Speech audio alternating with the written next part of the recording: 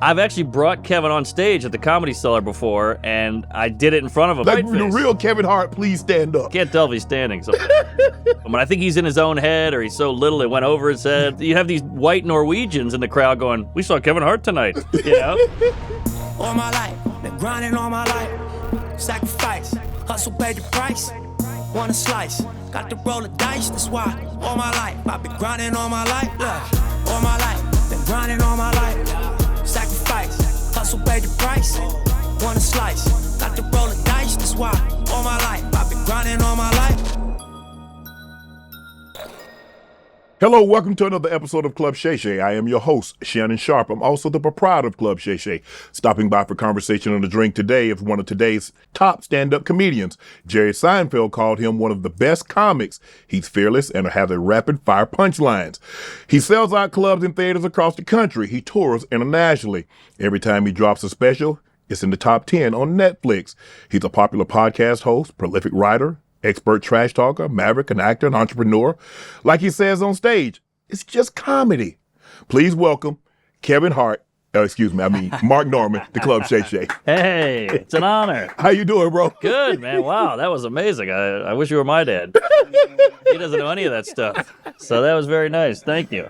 You say, at every set, you say, you're Kevin Hart at the end of every set. Yeah. Did it start, how did that start? Well, first of all, we drinking? Yeah, okay. I had a long flight here. And then Ennis. And we're going to talk about the Netflix special. Okay. Too please. We'll get there. Hey, Mazel Tov. Yes. What do you guys say? You're Muslim, right? I'm in the reserves. Oh, okay. I eat pork once a month, 2 times out of the year. Hey, I eat ass. All right, this is good stuff. Appreciate it. I don't want to So how did the I'm Kevin Hart, how did that start? Oh, sorry, yeah. So I used to bomb quite a bit. You know, I'd Okay. try crazy material, offensive material, and crowds were freaked out by it. I would be so ashamed. I didn't want to say my real name after the set. So you put it on Kev. I'm Kevin Hart. You've heard of him. And you have these white Norwegians in the crowd going, "We saw Kevin Hart tonight," you know? And it was just me. So, yeah. And it just stuck. I did it on Tonight Show. I did it on Netflix. Right. Have Kev ever approached you about that? Have said you ever met Kev? I've actually brought Kevin on stage at the Comedy Cellar before, and I did it in front of him. And I think he's in his own head, or he's so little it went over his head. But they couldn't tell you apart. Yeah. I'm in like whiteface. the real Kevin Hart, please stand up. Exactly. Can't tell if he's standing. So. But yeah. So we're cool. The Netflix special. Yes, None sir. Too Please. Tell us about it. Well, it's my second hour on Netflix. I shot it in Boulder, Colorado, of all places. Really? Yeah. I'd never been there. We sold a bunch of tickets. I said, screw it, let's shoot it there. And it went well. So it's coming out on the 17th, and I'm pretty happy with it. So let me ask you a question. So when they approach you about a special, you have a general idea? Is materials especially for the special, or you've been writing all along, or do you have I got material and I'm ready to do a special? How does a special come about, especially on one of these streaming platforms? That's a good question. Well, you just build material over time, and then you have an hour, and then it has like a beginning, middle, and end. It has an opener, a closer. And so when you feel like, oh, this is tight, this is a good packaged hour, then you start touring with it. Right. Then when it's killer, honed and perfect, ready to go, humming, then you go, hey, Netflix, you want to see this? And they go, maybe, yes, no, whatever. So the game has changed. Like, you used to just call HBO, or HBO would call you. Now you go, here you go, Netflix, please take it. Take it, right. Because they know how much power they have. How long does it take you to perfect a set? So when you start telling, obviously the joke in the very beginning is kind of raw, but for you to perfect it, so maybe you start out with 15 minutes, 30 minutes, 45, and now obviously for a Netflix special, it needs to be an hour. How long does it take you to perfect that? It takes years, and some guys will put it out too early, you know, and I think it takes a long time because I already shot it. I shot it in like December. And I've already thought of new joke ideas and new endings for jokes, and I'm like, oh, I wish I had that in there. Right. So sometimes you got to let it bake. It's like a marinade. You got to let it sit and simmer for hours. So if people put out too early, I say wait. Have you ever had a situation say, you know what? I got some stuff. Let's go back in and edit. I have thought that, but you can't do it. Once it's in the can, it's in the can. Once it's in the can, it's in the can. Yeah, but it's like a baby. You got to give it 9 months. If you give it 8, it's gonna be a little wonky. Right. I mean, it might be a preemie. Yeah, sure. And sometimes preemie turn out to be the best. Wow, I don't know about that, but I'm definitely premature myself in the bedroom. But yeah. You're from New Orleans. Yes, sir. If we think about it, all the musicians, especially jazz musicians, Harry Connick Jr., the Marcellus, Satchmo, Armstrong. Oh yeah, sure. What is it about New Orleans that the musicians, you got No Limit with Master P, you got Lil Wayne, Money. you got Cash Money, you got Juvie, you got all BG, Dirt. I think it's the most unique city in America. I think it's got a grit to it, and it's a very musical city. Like there's guys on the corner who do jazz, and it's better than the guys in the Blue Note in New York. It's incredible. These kids are amazing. Like the marching bands are unbelievable, and it's a very black city, so the music is going to be good, right? And the food is good, but comedy does not work there. Really? Comedy clubs open and close. No one cares. The people there are already funny. It's kind of a blue collar town. It's It's a service working town, much like Vegas. Yes. And so no one goes, we're not going to pay money to see a guy tell jokes. Right. I'll pay to see a guy, tickle the ivories because that takes some skill. But comedy, you got to leave. You got to go to New York or L.A. Is that why you felt you had to get out of New Orleans? Had to get out. The ceiling it's Kevin Hart level. You gotta get there's no man, you industry. keep taking shots at Kev. I love Kev. Big fan. I mean, it's an homage every set. I'm a fan. I'm not Cat Williams. Shoot your shot on Prize Picks and get $50 instantly in lineups when you play your first $5. That's right. Prize Picks is now giving away $50 in lineups when you sign up and play your first $5. Prize Picks makes every dunk, every dive, every board even more exciting. So don't miss a chance to get started on America's #1 app for sports picks.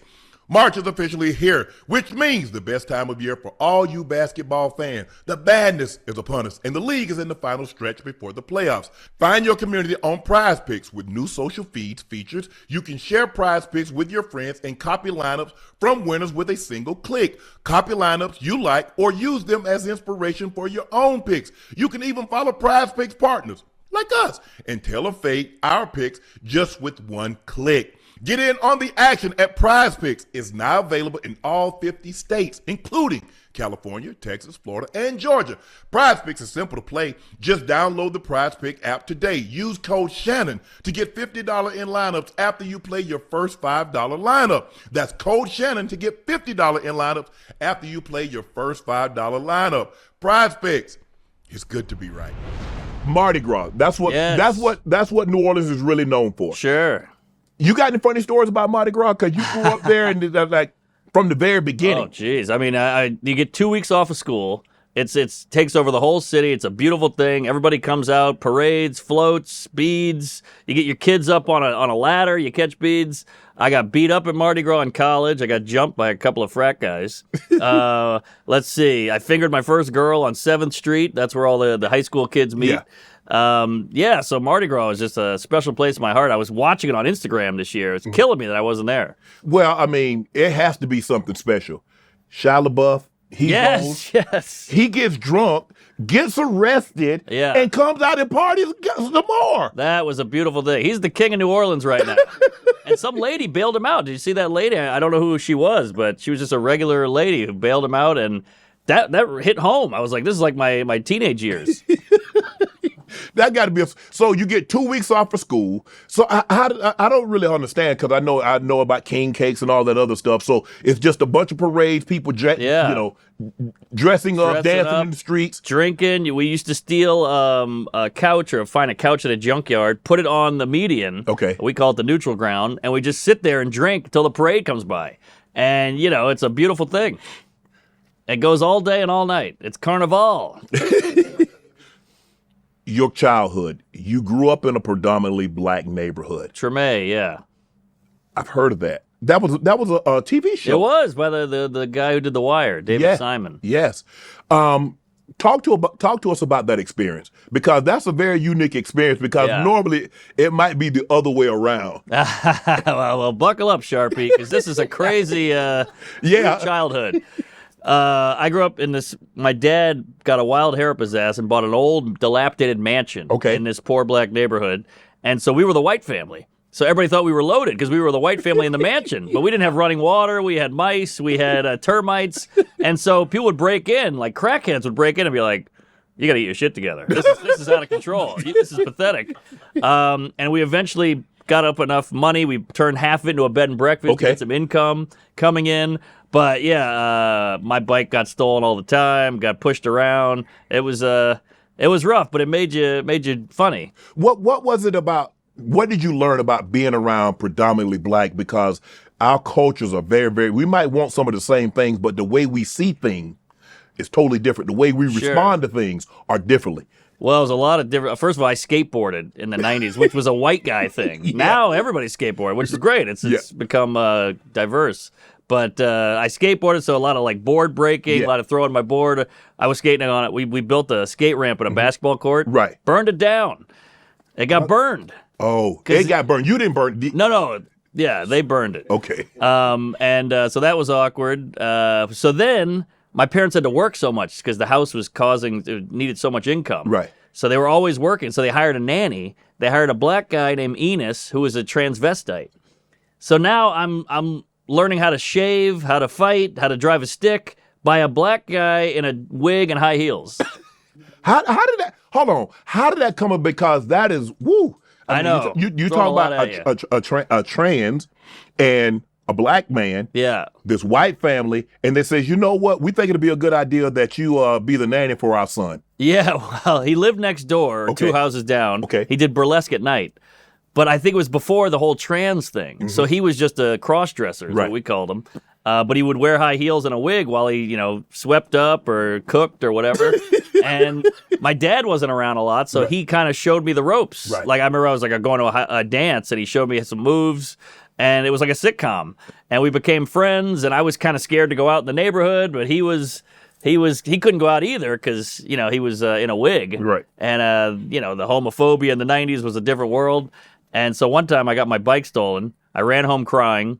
I told Enus. He goes, "F that. We're getting the bike back." And I go, I'm too scared. Let them have it. Let them have it. They were tough. They were older than me. And he's like, "We're getting it back." So we jump in my dad's van. We drive around the neighborhood. He sees the guys on like a stoop taking my bike apart. I go, "That's my bike. I'm hiding under the window." And he's like, "Wait here." He goes out there, wig and all. And, they all have tools and wrenches, and they're messing with my bike, and they all just die laughing. Like, who the f*** is this guy?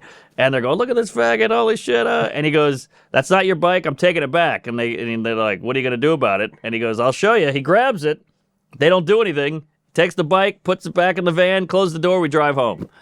That was it. Amazing, yeah. It was the manliest thing I've ever seen, and he was in high heels. So he turned out to be kind of like your best friend because you talked about how he taught you how to shave, he taught you how to talk to women, he taught you how to ish talk. Yeah. So it was just like, and it's just so fascinating that this guy in this neighborhood a couple doors down, that your family thought enough of him that they felt he would be safe with you. Yes. Or you would be safe with him. Yeah, well, my parents are the most open-minded, ex-hippie, clearly liberal, whatever. So we had friends come over. This is the deep South. Friends would come with their dad, would see Enus and be like, "You're not sleeping over here. We're getting the hell out of here." So it was. My parents were weird, but they were open. They were kind, and Enus was a badass because you got to think to look like that. Yes. In the '90s in Louisiana. You gotta be tough. Yes. So he was a tough. But people gotta realize they underestimate it because you're trying to be a woman, you're trying to be a man. But inherently at the basis, that's a man. You're trying to be a woman. Yes. That is, and you underestimate that is a man. Yeah. And he went in for the surgery like 3 times, and he got on the table and he couldn't. He was like, I can't do it. So that was interesting to me. But he eventually was killed. He was hooking up with a guy at a bar, and the came out, and the guy didn't know, and he killed him. So R.I.P. Enus. When you found out, how old were you? I was probably, I knew him from like 5 years old to 13, so he probably died when I was 15. So when you got that news, because clearly you were close. I mean, he got your bicycle back. Yeah. He taught you things that your father was working so much that wasn't around. He didn't get an opportunity to teach you. So this black man that cross-dressed, he taught you a lot about growing up and what it was going to be to be a man. So when you got the news that, Enus had tragically been killed, what were some of the emotions that you felt? I mean, it was horrible. He had moved on. Like, he eventually stopped. We were getting older, so we didn't really need any supervision. Correct. But he eventually moved on. So a couple years had gone by, and then my mom just told us at dinner, me and my brother, and we were like, what the hell? And it was in Homa. We let him borrow our van, and it was in the van that they killed him. Damn. So yeah, it was dark. But that was the 90s. Yes. The 90s were crazy. I'm not so sure it's much changed dealing with that community because you hear the stories about what's going on. So I'm not so sure a whole lot of changed. Now, maybe, people are talking about it more and more. Maybe it's more in the open. But I think there's still a lot of, standoffish and like, nah, that ain't for me. No, 100%. And it definitely messed. Now I can't get an erection unless I see a picture of RuPaul. So I'm all screwed up. So was it him that taught you how to talk trash to? Because we like to bag on each other. I love it. Yeah. We bag on each other, homeboy, brother, sister, it doesn't matter. We gonna rag on each other. I'm not so sure that's very prevalent. I have friends, but they don't really joan on each other like we do. Is that where you learn how to like get your quick wit from? Yeah, that and in public school. I went to public school, and it was a lot of, we called them snaps. Yeah. Back then, your mama's so fat, she sits around the house, she really sits around the house. Right. And all that stuff. So that was, you had to be ready. Yes. Always with something. Like, and everything was a thing. Like if you tripped, they'd go nuts on that. So everything was, you were always kind of head on a swivel, ready to go. Right.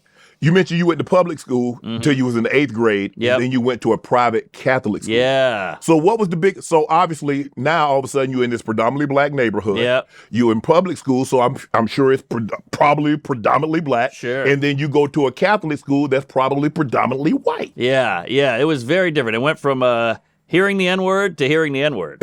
No. I have Tourette's. No, I'm just kidding. We'll get into that later. Touche. I like that. That was good. Touche. Is that your sister? All right.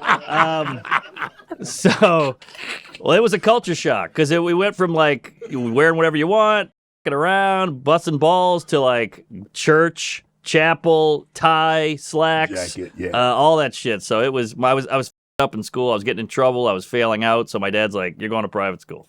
But you've said that private school kids are probably more messed up than public school kids. Definitely, yeah. The drugs, crazy. A lot of coke, a lot of pills.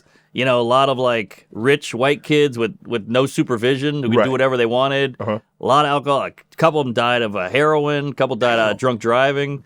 So it's kind of like the suburbs. The city has crime and muggings, but the suburbs has like pedophile doctor or like I got a kid in the basement or I feel like private schools like that. Like public school, it was very surface level shit. Like you got beat up or you got pushed around. Private school was like they have money to hide all the problems. Yes, exactly. And then a kid would be found with like angel dust in his locker or something like that.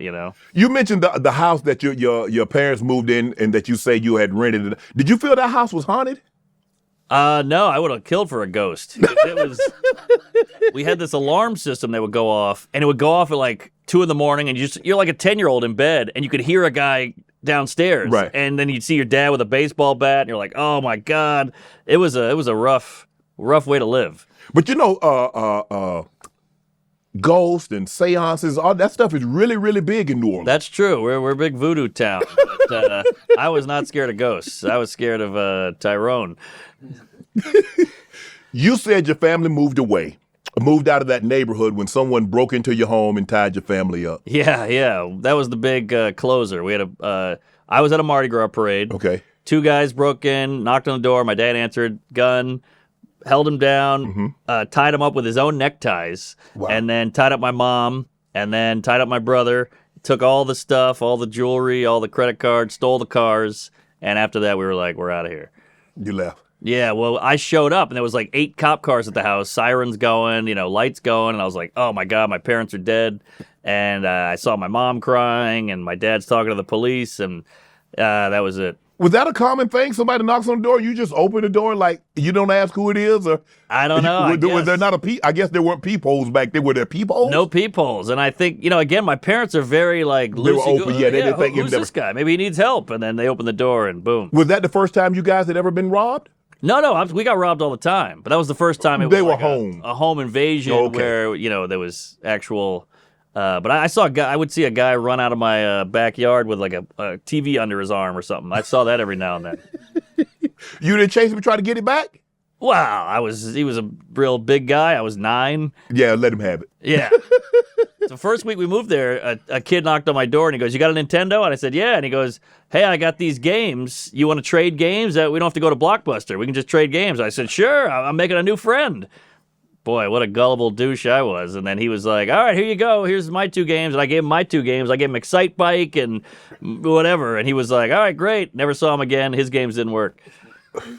I know. I got hugged. It's a huckster. You fell for the okie doke. I know.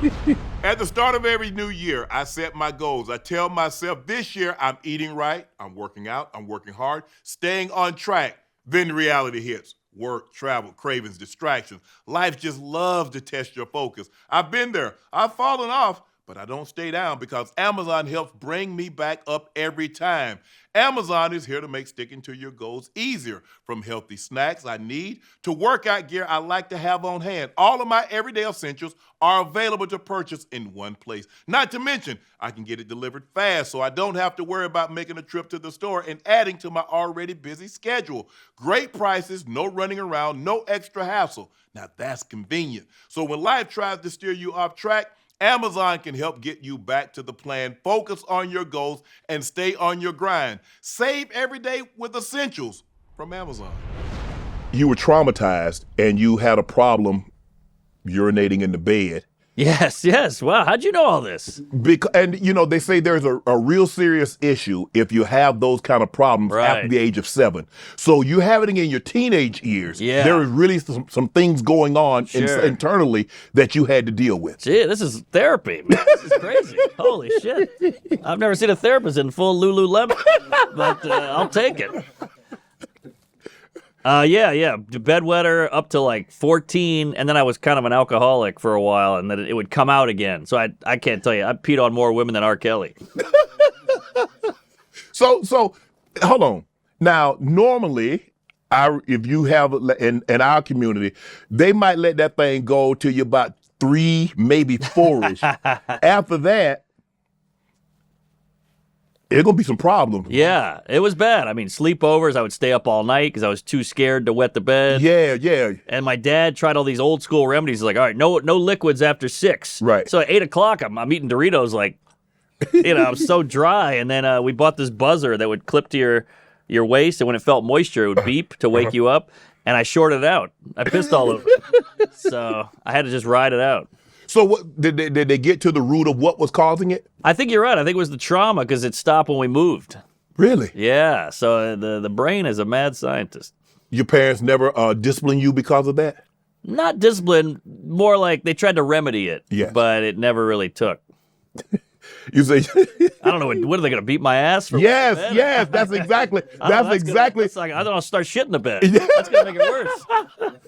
Because then sometimes the butt cutting jars your memory. I was supposed to take the trash out. That's why I'm getting. Right. Yeah. But it wasn't intentional. I mean, I would just wake up in a pool of urine. You would get drunk. Hold on. Later in life, yeah. Yeah, but I'm saying you would pee on the couch? Well, no, I'd wake up next to a one-night stand or something in college, and I'd piss all over her. And then she'd wake up, and I'd be like, "What'd you do?" Oh, you blamed her? Well, I had to get out of it somehow. They all knew, but I tried. Really? Yeah. Were you embarrassed? Of course. It's the worst feeling in the world. You disappoint them at night, then in the morning. So, yeah, it was those were rough times. But I always bought flowers or paid for their dry cleaning or something. Obviously, being in a predominantly black neighborhood, there's probably a chance that you probably dated outside of your race. Well, I did later. At the time, I was too young and too scared to approach a woman. Those years were kind of like the 5 to 13. So I was still nerdy and scared. But later I did. And I learned you don't pull the hair. I did that with white women. Love the hair pull. Yeah, but you No, the braids. It was a mistake. that costs too much. Yeah. This is what I wanted to know. Somebody that does, because I've had Gary Owen and I've asked him. Funny guy. Yes. What's the difference? Because women ask us all the time, the men. Yeah. From someone that's Caucasian, white. Sure. I don't know if you guys can notice cracker. Yeah. Ghost, whatever. What is the major difference that you would say between the two? I would say it's one word: gyration. I think a black woman on top can do a hip thing that white guys aren't ready for, or at least I wasn't. And you're like, you kind of go spaz out on there, like Trump doing the guy. But yeah, the gyration is unreal, and I think with a white guy, we do most of the dominating, and the white woman submits. Right. I felt like I was submitting with the black lady, like she was working me, which I loved. Hey, what's up, y'all? It's your favorite unk, proud partner of Rose Sparks. Have you ever had one of those nights? Maybe you're watching a movie, you're laughing, she snuggles in closer on the couch, and boom, it's on. Now in these moments, you can't get caught slipping. You gotta be ready to perform like it's the big game. You hear me? And that's what Rose Sparks come in. These bad boys dissolve right under your tongue. No water, no worries. And here's the kicker. That dual action formula stays active for up to 36 hours. Nah, you ain't hard for 36 hours. Let's get that straight. But when the moment strikes again, you're ready to rise to the occasion. With Rose Sparks, you get harder, you get more control, and everybody's leaving the room with a smile. And that's what I call a dub, baby. And check this out. If you prescribe the new sexual health patient and get $15 off the first order of Rose Sparks on a reoccurring plan, just go to ro.co/Shay Shay to find out if prescription Rose Sparks are right for you. Again, that's ro.co/Shay Shay. Now, you know your aunt got to shoot you straight. Rose Sparks is a compounded drug. That means it's allowed to be prescribed under federal law, but it isn't FDA approved, and it doesn't go through their reviews. For the full safety info, hit up ro.co/safety info. So fellas, stay confident, stay ready, and let them sparks fly when the moment is right. What was your approach? Because obviously did you approach the same way? Like, hey, my name is Mark. How you doing? I find you attractive. I was wondering if I can get your number. Can I take you out? That was before email. That was before IG. Can I get you, all that. Right. So how, give me your speech. Well, I found that I had to have some rapport. Yeah. I couldn't just go up cold because I'm too white and nerdy and whatever. So I needed school, like maybe get a crowd laughing, right, and then say something. And I find that a little ball busty with a black one, little. Yeah, they got to be funny. Women like funny. Yes, I was gonna say neg, but I got nervous. But yeah, so I think a little pokey, with the black women. I think it goes a long way. You learned about anemia, iron deficiency, in dating black women, because that's something that's really, I think it's only in our community. I know my ex-girlfriend had anemia and she'd have to eat iron pills. Mm-hmm. Yeah, I didn't know that was a black thing. Yeah. Really? Yeah. Huh. Yeah, it's really, but I'm almost pretty certain I've never heard of a white person suffering from anemia. Oh, really? Yeah. Well, she was pretty white trash. I don't know if that helps. My ex, she had a lot of problems.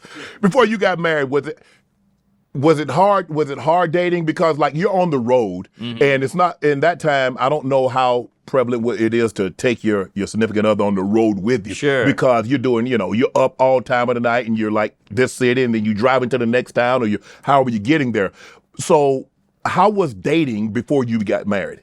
Well, I dated a high school sweetheart all the way into college. So I'm talking 10, 11 years. Damn. Yeah. Then I moved to New York to do comedy. She came with me. And it eventually faded out because I was so obsessed with comedy and I didn't want to go on dates. And I was just, Right. Women like the nighttime. They want dinner. They want a show, and comedy's all night. Yes. So. And you want to sleep during the day. Yeah, exactly. So it really killed the relationship. We're still friends, but once I got out of that, I was like, all right, no more dating. I'm going all in on comedy, and maybe I'll get laid on the road. Right. And that was a lot of fun, and I had a good time. But then I met my wife at a show. And she changed. Best thing that ever happened to me. Great gal.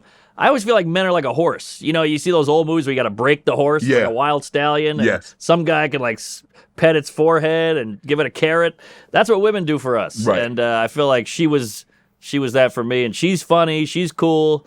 She gets it. She understands the lifestyle. I come home with a big check. She's happy. We have a baby now. So I'm a lucky guy with her. So, and you said she saw you at a show in New York. Was she there with girlfriends? Was she there with someone else? She was actually with a date. Ah, man, come on, Mark. How you do that? Well, I had a good set, and I don't think she liked the guy, and then she DM'd me after. Are you After the serious? show, so I feel sorry, sir, whoever that was. Yeah, it was Kevin Hart. No. I mean, really, it really happened. Really I mean, I happened. was saying it, tongue in cheek, being like, oh, was she there with someone else or she came with some girlfriends? And you like confirmed, like, no, she was there on a date. Yeah, she was there on a date. You didn't feel bad? Well, I didn't know. I didn't know till I just was doing my set, and then I got off, and I saw a DM about an hour later, and I said, let's get a drink tonight. And she blew off Joe Schmo and hit me up. Oh, my goodness. And yeah, the rest is history. Before you got married, you said it was hard to date for a man that's under 6 foot tall. Yes. Why? Well, women like a tall man. Well, what are you, 6'2", 6'3"? 6'2". Yeah, women like a big, burly guy. But see, when you stand on the paychecks, you about 6'8".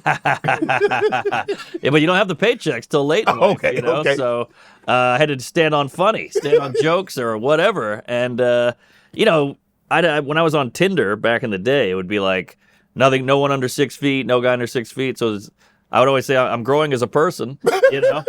But I think it's, women like tall guy, men like big chest or small waist or fat ass. So, it just men and women have their preferences. So did that limit you in the dating pool because you thought, like, okay, maybe, I mean, I like her, I think she's attractive, but she's like 5'10", and I mean, we kind of like looking eye to eye. I don't know if she's going to really be feeling me. Like, Yeah, some girls are cool enough that they let it slide, but I'd say 90% of women have to have a tall guy. would you be okay? I don't know if your wife taller than you or your? Yeah, I'm 5'10", she's 5'4". Okay. Could you have married someone, let's say you're 5'10", she's 6 foot?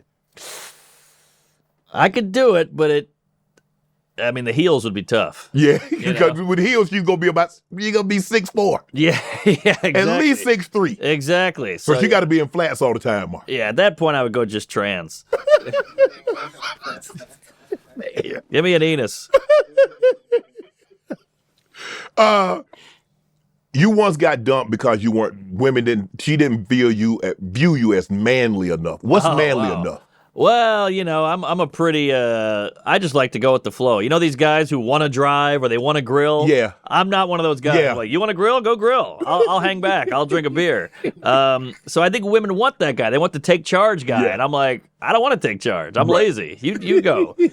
Whatever you want to do, I'll do it. Women like a guy who, here's where we're going on the date. Like, be decisive. Exactly. Okay, we're going there. I'm gonna pick you up, or the car's gonna pick us up at this time, and we're gonna go to this restaurant. And I know this is your favorite. X, Y, and Z. They like a man to take charge. Yes, They do. I don't want to be on the date anyway, really. So I'm like, whatever you want to do. This is for you. It's not Right. for me. So when women are like, well, you got to take charge. I'm like, but I don't even want to be here. I'm trying to get laid. I don't want to go to dinner. So your profile. So what did you put on your profile? What was Mark's profile? Someone under 6 foot tall. I said, sorry, I'm not 6 feet, but I'll make it up to you. I'll go down on you. I said something like that. I kept it funny and light. Right. But I think a lot of girls are like, oh, at least he's aware. He's being silly. Right. And my Tinder profile was me with Conan, me with Fallon, me with Colbert, and me with Corden. Because I'd done all these late nights. Right. So I was like, this is my tits. I'm just going right to the point. So quality. So, women say they want a man to take charge. And so when you take charge, then all of a sudden, well, they don't want to go there. They don't want to do this. Yeah. But you said you wanted me to take charge, and this is what I took charge, and this is what I came up with. So now you're not happy that we're here, and it's a problem. Well, welcome to women. They're a tough nut to crack, it's the dating world. I mean, I had a good time, Right. But it was a lot of work. I mean, these guys on the apps, they spend all day and all night flipping through that shit, And I think we live in a world where we have too many options. Yes. You know, like we used to meet the girl next door, and now you're like, she's not. Look at porn. I got my pants around my ankles. I'm like, she's not perfect. What's up with this house? Where's the wheelchairs? You know, I'm just trying to find this perfect scenario, and then I end up never finishing. You know, and I think we have that. That's why the dating scene is all. I definitely think there's too much access because, like you said, it used to be if you didn't see this girl at your college, at your high school, or at the mall, you didn't know what somebody was doing in California, what somebody was doing in Miami, unless you was in California or Miami. Now you can be sitting on your couch in Georgia and you can find out what somebody's doing in Kansas, right, or Hawaii, or overseas. Yes. So I do think it's too much access. And you start going, maybe there's something better. Maybe there's something better. Yes. And nobody wants to settle, and now no one's together. When did you know that your wife was the one? Well, you know what? She was so cool. She was so funny. You know, sometimes you're hanging out with the guys and you're like, this is nice and easy. Yeah. And then you hang out with a girl and you're like, you have to tone it down a little. You can't be as irreverent. You can't be as dirty. You can't. Right. With her, I can be. You could be you. You could be Mark. I can be completely myself, and you feel that. You're like, man, it's so easy hanging out with her. We have a good time. We laugh the whole time. I feel like I'm hanging out with one of the homies. Yeah, with great body and a pretty face, and she's really funny. She makes me laugh, and she's a good critical thinker. Like I feel like. You know, we have a lot of narratives now. Hey, you got to believe this. You got to think that. You got to vote this way or think that way. She's like, I don't know about that. That's bullshit. This feels off. And I like that in a woman. She can see through the bullshit. Right. Did you realize that you weren't going to be a serial dater? That you was a one woman's man, and I need to find somebody in order for me to get to where I need to be. I can't be out here looking for somebody in Miami or on the road or this or that. I need to find a wife. Yeah, I did. I saw Bill Burr, and he had a baby, which no one saw coming. He was like a real single guy, you know?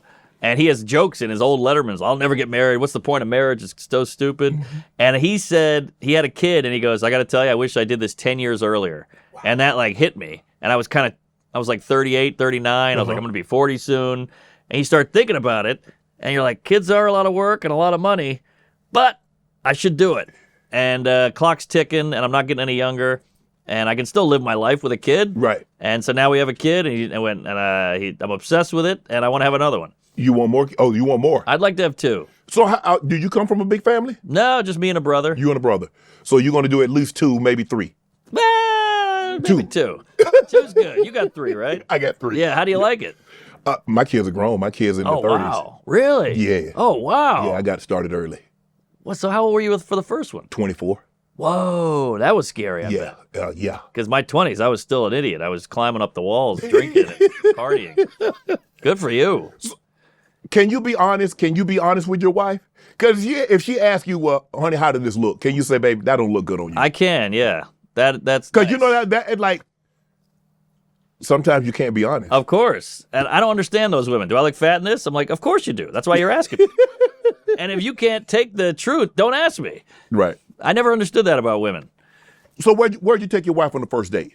Well, we met at I had shows that night. So I was like, I can't meet till 11. She was like, all right, that's cool. But she knew I was a comedian, so she got it. Mm-hmm. And all her friends were like, don't go out with this guy. He doesn't like you. He's just trying to get laid. No guy wants to meet at 11 unless he's trying to hook up. And I was. But I met her at 11, and she was cool enough to meet me, and we had a great time. We made out, and I don't know if I'm supposed to say this, but I walked her back to her apartment in the East Village of Manhattan, and she said, I would invite you up, but I just got my IUD put in, and it's still a little raw. So I was like, no problem. And then we met again. I'll see you tomorrow. Yeah. But I remember thinking, IUD, hey, this girl is down to clown. So, first date, are you old school, like, I got all of this? Or are you 50-50? I'm old school. I pay for everything. I pay for the whole hooker. No, I definitely. Because that's a big thing now. That's a big thing. That's a big thing now. Well, women are full of shit with that equality stuff. Are they? Well, they want equality, but they also want the perks. Yes. You know, and by the way, ladies want equality. How about start complimenting us? I feel like that's not 50-50. Right. A woman walks in with a new haircut, you don't notice it, you're in trouble. Right. I've never gotten a compliment from a woman in my life. Well, where's that equality? Just saying. Red flags. What's a red flag? Because clearly, your wife didn't display any red flags Wow. I think when they see you as an ATM, that's a big red flag. Let's see. Did your wife wife was working when you met her? Yeah, still working. Oh, she's still working. I keep trying to get her to quit, but she won't quit. She's a drug dealer. But no, I keep trying to get her to quit, but she likes having a job. She likes having her money, so I'm not complaining. You like that? Yeah, it's nice. I mean, it's a little hard with the kid because we both work. Right. But I like that she wants to work. She's ambitious. She's got a purse she wants to buy. She doesn't bug me about it. She just has her own money. Yeah, but how does that work? Because like you said, you're on the road. You're a touring comedian, so you're gone. You're probably gone. What, 200 nights, 200 days a year? Yeah, more than that. 250? Yeah. So 250 out of 365. Yeah. Do the wife and the baby ever come on the road with you? Every now and then, yeah. The baby's so little that it's harder, Yeah. but I took her on the road a few times, and it's not what she thought. You know, like, I'm going to Miami for a gig. She's like, Miami? I Yeah, want to go to I'm there. Miami. And then I'm like, all right, come on by. And then I have a show at 7, then a show at 9, and she's like, oh, I want to go out to dinner. I want to see the show. And I'm like, but I'm working. So I Yes. think she heard Miami, but she didn't realize this work, too. No, Miami is really like for you. I'm going to do a job. I'm going to do a set. Yes. So the dinner is not happening. Exactly. And so by the time I get off for the second show, it's going to be midnight. Right. And you're probably not going to want to go eat. Exactly. You know, women like a comic until it's comedy time. You know, it's like a doctor. Okay, I'm dating a doctor. Then they get the beeper. Beep, beep. Yeah. I got to go. You say there's a double standard from when a man sleeps with a lot of women versus when a woman sleeps with a lot of men. Yeah, did I say that? Yeah. Oh, shit. Well, I do think women get over with the whole slut thing. Yeah. You know, and men are such weirdos because we're like, oh, I want a girl who's classy and not low body count. Right. But then they're like, this girl won't put out. So we want it both ways Right. too, you know. So I do think we got to let women f- around Right. if they want to f- around. I think some women are forcing it too. Some women are like, I'm just like a guy, and then you don't call them back and they get mad. But question is that some guys like, well, I want to know how many guys she slept with. Mm-hmm. She's probably not going to be honest with you on that count. And then if it's somebody famous, another famous comedian, another athlete or something that like would that. be tough. If your wife had dated another comedian, that would be tough for you? Well, yeah, because I know so many comedians. I know most of the community, so I would just be picturing them banging. Athletes. You can't do.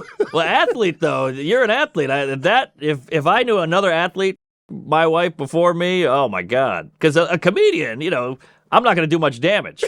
You know, Gilbert Gottfried is not going to get her off, but Michael Vick or Bledsoe or Kevin Durant, you know, now we got a problem. So you didn't ask. You like, hey. So how did you get to the point that said, you know what? I think this is the one. How long did you date before you popped the question? Ooh, good question. I think, she was pushing for it. Oh, was she? Yeah, oh yeah. She knew quick. Women have good intuition. Mm-hmm. But I was resisting. I always say men push for sex, women push for commitment. Correct. You know? And marriage is their anal. You know, like I finally got it. Yeah. And you get new sheets. But so she pushed it pretty hard, but I think we got married 7 years in. 7? Yeah. That ain't hard. I thought you were going to say 7 months. No, I resisted. I was scared. I'm scared of commitment. It's Right. I'm an avoidant person. I run from things. Wow. You say women are superheroes. They give babies. They have a cycle once a month. They have so much going on. And I see people from time to time, they put that machine on a guy, and it was like contractions when a woman's having contractions. yeah. And them jokers be, I was like, so what makes you think? Obviously, I mean, to push a watermelon out that size. It's always about cavity. watermelon with you guys. But no. The childbirth, women have a higher threshold for pain. Absolutely. Women, they live longer than men. They can do that crazy shit where a baby's under a car, they can lift the car. Right. So I think women are way I think better than men. we have more stress though. Sure, I'd agree with that. But they can multitask. Yes. They have a lot of abilities that I feel like women should be more proud of those things. You know, women are always, I want to be this, I want to be that, and it's like that's like guy shit. why aren't you proud of your shit? Right. You keep trying to not be a woman, you know? And now I'm going to get in trouble because... Yeah, you are. All right, but I'm not... Like, women can do whatever they want, but I feel like women aren't proud of... The things that they do, and they do really well. Their natural gifts, you know? They keep trying to have these other gifts, and I'm like, but you have amazing gifts that you don't even acknowledge. Do you feel that they feel that what I'm really good at goes unnoticed, but if I can do some things that a man does, maybe now you'll take me more serious. When we take you serious because we understand what you're doing. Yes. To keep the house and to keep the kids and to Right. go pick the kids up when we're on the road and to do all of that. Yeah. Yeah, after doing it for a week, I don't really want to do that. I know, exactly. And I would say a woman doesn't want to go on the gridiron. No. You know? No. So there are... I know you're not allowed to be traditional, but there are certain things that are just are. You said something very interesting earlier. You said women, the marriage is the end result for them. You know, women want that commitment. Mm-hmm.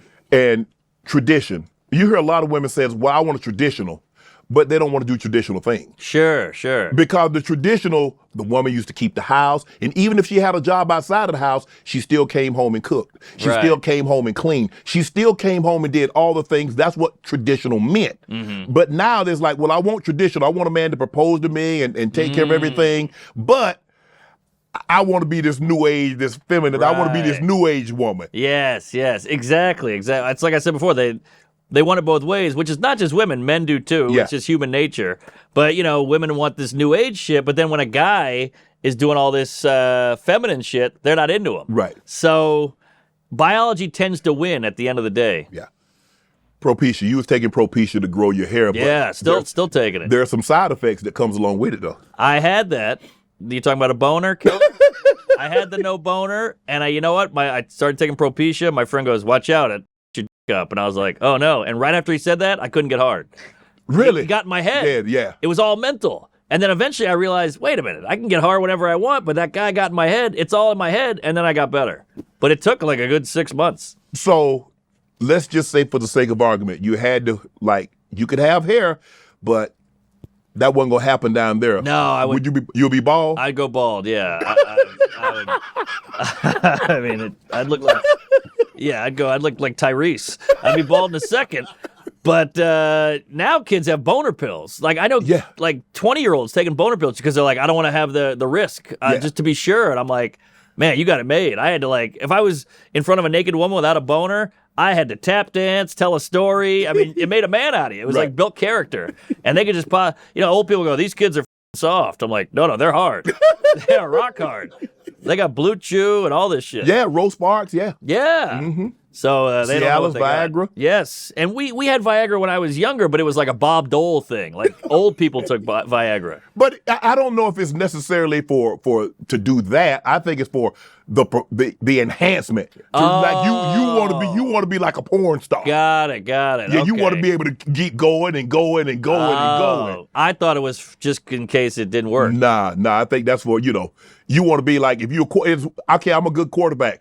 I want to be Tom Brady today. That's what I'm going. I want to be LeBron James today. Yeah, LeBron's better. Tom Brady, his wife left him. Come on, man. He started the Tybo guy or whatever. Tom's a great guy though. I know. Have you ever met Tom? I would love to. I'm a fan. He's great. He's better than advertised, I promise you. No, I like him. I love the roast. That was awesome. Hold on, I'm taking another hit. Oh, that one's open. Yeah, hit me. I like this little Yeah. what do you call that? A chalice or a goblet? Snifter? Woo! I have my own whiskey, Do you? Yeah, it's called Bodega Cat, and me and my friend Sam sell it. It's cooking. It's a rye. You get us a bottle. I'll send you a bottle. I appreciate that. Would you do a hair transplant? I would, yeah. I've had all my friends not all my friends, but about 10 guys I know have done it, and They you go know to them Turkey? too. No, they do it in the city now. It's expensive though. It A is. lot of people go to Turkey because it's probably half the price. Right. Yeah. And I they don't transfer a lot more follicles. know. Oh, really? Yeah. Oh. What about you? Not, bro. You're hanging on? Nah, yeah. When they leave it's gone. You're not going to turkey it up? No. Damn. Because the thing is, like, when you get a hair transplant, you really can't work out for like 6 to 8 weeks. I'd lose my mind if I couldn't work out. Oh, wow. I didn't know that. You can't get it wet. You got to let it grow in. Oh, right. Yeah, you can't sweat it out. You can't wash. You can't do anything. Damn. Yeah. That's a long time. It is. And I'm a performer. I got to be on stage. Yeah. So what am I going to do? I got a doll hair coming out of my head. That's terrifying. But my friend, comedians that have done it, and they hide it well. Yeah. You're known as an observational comic. I'll take it. So basically what you do, you see things that's happening. It's like, you know what? Because the comic's job is to take real life events and make them funny. Yes. Be it your own or what you see in your surroundings. Yes. How did you determine, like, okay, because you got physical comics. Robin Williams was a physical comic. Jim Carrey was a physical comic. Arnez J, physical comic. Guys that just all over the place. Yeah. How did you, this my lane? I grew up watching Carlin, Seinfeld, Richard Pryor to a degree, and they were all. I loved the little minutia stuff. I loved the everyday stuff that they would see, and I think that I influenced the hell out of me. Right. So the physical shit I can't do. I'm too insecure because if you do all that shit and it doesn't get a laugh, I want to kill myself. You're just standing there. Yeah. Jim Carrey would throw himself on the floor. And, Yes. everybody loved it. But if I did that and it was silence, I wouldn't get up. So you got to go with what you're comfortable with, I think. What's going on with Epstein? You tweeted, you said, man, it's too bad 50 didn't hate Epstein. We would have gotten we'd have got a list or a movie. I know. I love the P. Diddy movie. That was killer. Anyone else jerk off to that? No. But, well, he brought his son in. What a family.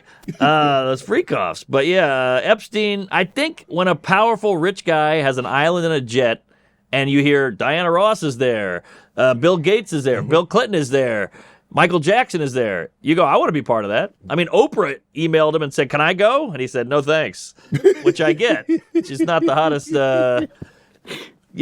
But I think I would have gone.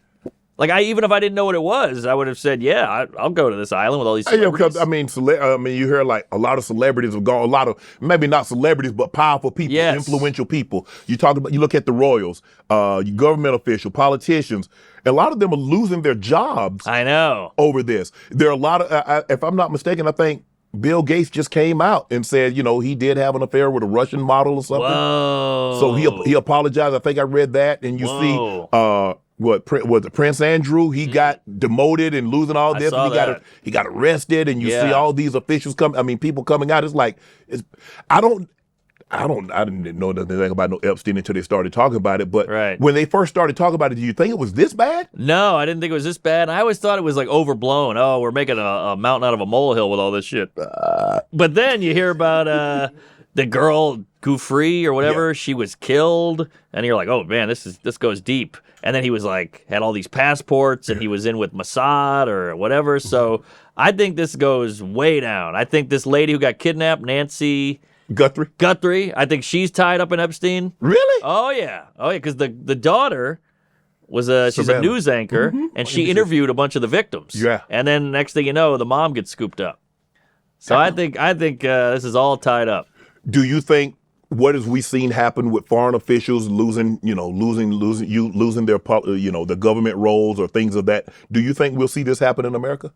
I kind of hope so, because we're looking bad. They're snapping them up in London and I think Norway. Mm-hmm. But why don't we do it? Bill Clinton's fingering a chick right now, probably. So what are we waiting for? I don't know what more evidence we need. Bill Gates is still Microsoft. Well, I mean, you worth $150 billion. There ain't really a whole lot they could do to you. Is that right? Is that what it is, you think? Yeah. Wow. I mean, what are they going to do? Arrest? You can make an arrest. The law's the law. Yeah, I don't know. When's the last time you heard a guy worth $150 getting arrested? I guess Harvey? Yeah. Harvey, Cosby? 150 billion. 150 million, okay, yeah, they'll come get you. They'll get you probably up to a bill. Right. 150?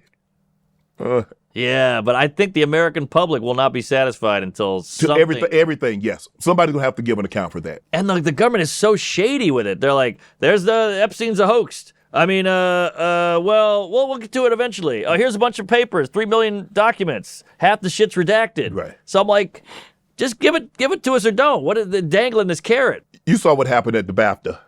Yes. The gentleman has Tourette. And we're not making light of someone with a disability. But what did you make of that? Well, it made me realize I think my uncle has Tourette's. No, I think it's a tough one because it's kind of this this fork in the road for like disability Village, yes. and minorities' feelings, and we don't know what to do. And I know my Twitter tells me a lot of black people are pissed, but then somebody showed me a video of a black lady going nuts in a grocery store who had Tourette's, Right. and she was saying all kinds of crazy shit.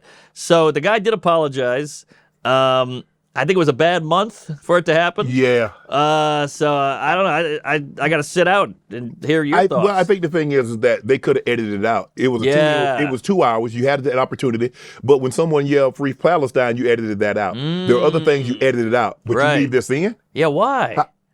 Why would they leave it in, you think? Yeah. For ratings or for buzz? I don't know why they did it. And then the host talking about if anyone was offended. Well, if you start apology with "if," you're not sincere. Yeah. Oh, interesting. So I just it's and I agree with you. It's hard, but I think there's a fine line that you have to walk with someone that has a disability and giving them carte blanche protection. Like whatever they say, whatever they do, they have a disability. Right. We just got to forgive that, and we just got to look past it. I think you're going down a slippery slope. That's true. Because then you'll start having guys go, I actually have a little Tourette's, you know? You're absolutely right. And in the movie, Michael Richards is going to play that guy. That's deep cut. Yeah. They'll what's they like? They'll Google Michael Richards and then they'll see. I'm glad you got it. Turning Point USA's halftime. Oh, yeah. I thought it was like the weird vegetarian option at a dinner. You know, we got a halftime. And look, this might get controversial. I don't even love I think the Black National Anthem's weird. Right. To me, the Black National Anthem is the same as the Turning Point. Okay. It's just another alternative. I think the national anthem is supposed to be for Americans, because then do we do an Asian one? Do we do a Tourette's one? Do we do a Jewish one? A Mexican But you do one? realize the national anthem in its sincerity and its entirety was really not for Black America. That's true, but it wasn't You- for a lot of There's a America. reason why they cut that third line out. What was the third line? Yeah, go back and look at that. Look, kind of like that Richards. Oh, really? Oh, yeah. geez. And Okay. Francis Scott Key was not very fond. He didn't think highly of slaves. All right. Well, I'm glad I brought this up. So I get it, but it's like, okay, it's kind of like what Frederick Douglass says. He says, what is the 4th of July to a black man? What are we celebrating? Right. When we're not free. Yeah. Good point. Well, yeah, all right. You make a good point there. Well, I'd say the Turning Point thing was weird, because either we got a halftime show or we don't. Right. Also, Puerto Rico's part of America. I never got the hubbub. I think they lose sight of that. They just Yeah. if they don't think it's one of the continentals, it's not, Alabama, South Carolina, Right. California, Hawaii or Alaska, it's 50. It is a territory. Yeah. And so they are Americans. Now, they don't get an opportunity to cast a vote. Yeah. But they are a territory, and I think people lose sight of that. I don't know what they did with history and Also, it's a money thing. He's the biggest Spotify stream in the country, or something like that. So yes, and you're trying to go global. yeah. So it's not my cup, and I don't really get it. I don't find it that catchy. I'm more of a Ricky Martin guy, Yeah. but most of the halftime shows are not for me. Right. But I think the thing is, like, how many people you think when they go to the opera knows what that guy's saying or what that lady is saying? Yeah, exactly. And Bocelli is sold out. Right. And Kid Rock. I mean, Jesus, the guy hadn't had a hit in 25 years, and he's wearing jean shorts. He looks trans. But he didn't want anybody to boycott when he did the halftime show. Ah, true. I think sometimes people forget. Like, hold on. Why didn't you say boycott when you did it? Ah. I mean, I'm like you. Every entertainment for the halftime show is not my cup of tea. Right. But I ain't boycotting. No, exactly. I mean, they here had to watch Coldplay. football. They've had Yes. U2. Yes, exactly. Last I checked, U2 is not on They're Irish. the. Okay. There you go. No, I'm Rolling. with you. What was it? Stones? Stones, yeah. They had a Maroon 5. I hate Maroon 5. Put a shirt on. The Melania movie. Did you see the Melania movie? No, I did not. You're not a movie guy? I love movies. I just didn't see that one. I heard bad things, and I don't really care. Give me a documentary when they die. I don't like the documentary when they're still alive, unless it's P. Diddy. Come on, man. I just didn't. I don't know. Like Trump documentary. All right, at least he was president. He's done some stuff, but she's the first lady. I wouldn't want to watch a Michelle Obama documentary either. Right. No offense. The ICE What's going on in Minnesota? Oh, geez, you're hitting me with the heavy stuff. Well, look, I don't know what side of the aisle anybody's on. A lady got shot in the face. I mean, who's ICE hiring? Alec Baldwin? I mean, come on. So yeah, it's all bad. And the other news. guy that Pretty? yes, that legally had a permit to carry a firearm. They take the firearm off him. The problem that I have is that they're like, well, who shows up to a protest, a peaceful protest with a firearm? Right. Kyle Rittenhouse did Oh yeah. with True. a machine gun. Yeah, I remember that. They did. And you said it was his constitutional right. Right. I thought to say we're further. I thought we liked the Second Amendment. Yeah, I thought so too. But are you saying now you like Rittenhouse? No, I'm saying, but you can't have it both ways. You can't say who shows up to a peaceful protest Sure. with a firearm and castigate one while praising the other. I agree. I think they forget that, we have this thing called the internet and it's up there forever. Well, yeah, the cell phone cameras have changed the game on everything. It is. It started, you know when it started?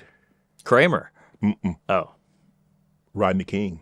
They had cameras back? Cell phone? That's how that video. Remember that video got out? Oh, yeah. But that was a big camcorder. Yes. Yeah, but that was... that started everything. Is that right? 92. Mm-hmm. Can't we all just get along? Yes, that started everything. And from that point on, you just got to assume now if you leave your house,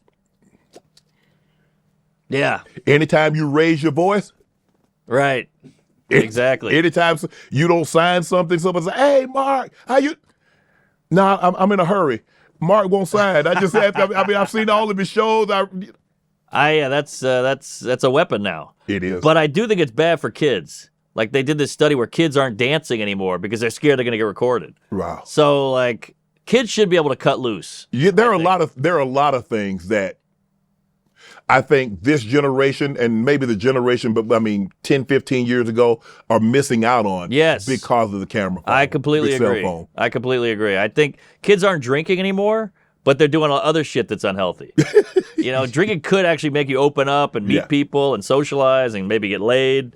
But well, kids don't even know how to ask somebody. They say it's like 70, 80% of the kids have never asked someone on a date. Exactly. In person, like you DM somebody. Yeah. That's how you got Sure. on a date. Sure. You got married. Yeah, exactly. But I think it's bittersweet. It's like fire. There's good and bad to it. But you were in a situation where you have asked women out on a date in person. Yes, exactly. Well, we're that. I don't know how old you are, but we're of a generation where we've lived in both worlds. Yes. And I think we're lucky we lived in both worlds. Greenland. Leave it as it is, or This is above my pay grade because other presidents have bought land before that pissed people off. So I try to take myself like out Louisiana. Yeah, exactly. Louisiana Purchase. Alaska. Hawaii. Yes, Puerto Rico. So, But they were for sale. Oh, they were? Yes. Oh, okay. See, I didn't know that. I thought isn't that what conquering is? You take shit? Greenland doesn't bother anybody. No, but it has minerals. Oh, Lord have mercy. I don't know. I don't know what to do. I know Denmark owns it. Yes. Yes. So I saw a funny meme where Denmark is like the fat chick. Like, she's not going anywhere. Right. And they're like, come on, let me hook up with Greenland. But yeah. Yeah, I don't know. I guess if it's not for sale, it's not for sale. I don't want to kill anybody over it. No. You tweeted you were excited for Taylor Swift to graduate from the breakup album to a divorce album. She's about to get married to my boy, to Neff. Hey. Trav. You going? I wish. I would love to go. You think they're going to televise it? Probably. Like Princess Di. You remember? Yeah. Well, I don't know. You remember I know that? Princess Di, yeah. I mean, did you? I remember the wedding, and it was watched like about 700 million people. Sure, yeah. Well, this is bigger than that. She's huge. Huge, and it's somebody will pay probably $50 million, $100 million to televise it. No doubt about it. So they should televise it just to get the cash. But I mean, that's got to be weird. It's unnatural for a couple to be this public. I think. Yes. You know him. Is he all right? He's a great dude. He's dealing with this well. I mean, he is. I mean, you got to realize now he's just not he doesn't have her level of fame. Sure. But he understands what it's like to live in the public eye. Yeah. Because he's Travis Kelce. He's one of the better players. He's a historically great player. So he has a semblance of what it's like. Mm-hmm. But to that level of fame, I mean, Yeah. you got to talk about, now you're talking about Beyonce and Michael Exactly, Jackson. exactly. And that's that level of fame. Ain't a whole Ronaldo, Messi. Right. That's a whole different stratosphere. Well, what do you think about the, because we've seen his exes. Yes. Compared to old surfboard body here. I mean, this is not to besmirch the lady, but that's quite a jump in type. Yeah. I only know that was his last girl. I don't know anybody that he dated before her, Kayla. But I think sometimes people are like, oh, he fumbled.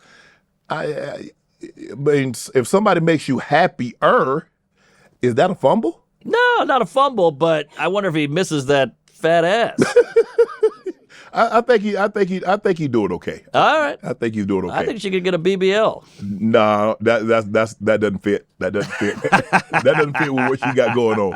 All right, your favorite Southern restaurant. You get Waffle House, Cracker Barrel, White Castle. I'm a Waffle House man till I die. I mean, you get dinner and a show. You get the eggs and the waffle, and then you get a fist fight with the cook and a drunk guy.